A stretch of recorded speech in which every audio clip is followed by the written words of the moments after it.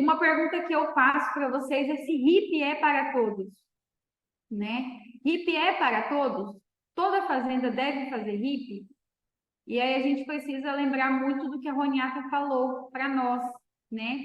Que é a estrutura de coxo, que é um limitante do uso da tecnologia, tá? Não adianta, a gente tem que entender que estruturar a fazenda é muito importante, tá? E é um limitante aqui, como o uso dessa tecnologia.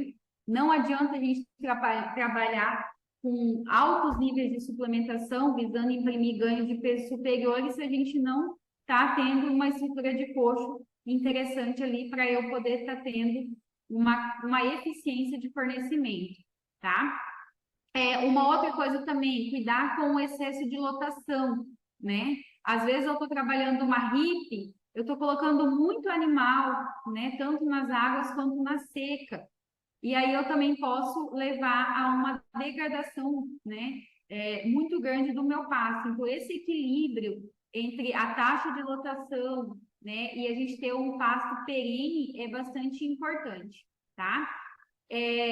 Na RIP, toda conta, ela sempre leva o produtor a fazer uma fábrica própria, tá?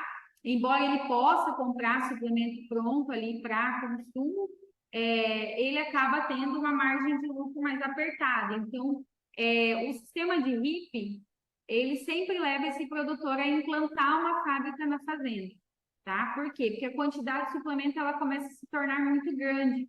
Então, por isso que a gente fala se a RIP é para todos.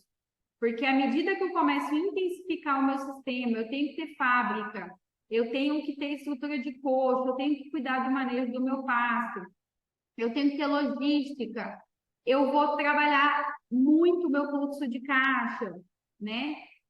Tudo isso impacta, né, na equipe, isso impacta no caixa da fazenda, e aí por isso que a gente precisa realmente entender se a RIP é para todos, ou se o produtor ele pode sair, por exemplo, de uma estratégia de sal mineral, né, e cair aqui para uma estratégia, por exemplo, de um proteinado, ou partir para uma estratégia de um proteico energético, onde ele já imprime, né, um ganho de peso um pouco melhor e ele não precisa investir tanto de forma robusta em estrutura na fazenda, tá? E ele já consegue diminuir a idade aí, esses animais, né, serem abatidos investindo em um pouco menos de tecnologia. Porque se ele partir para um sistema de RIP, ele precisa ter um investimento, né, um pouco superior, sim, tá? E é interessante sempre ter esse plano nutricional crescente, né? A gente viu lá um pouquinho que não é interessante a gente cair, né, as estratégias nutricionais. Então, é sempre interessante a gente ter planos crescentes aí de nutrição.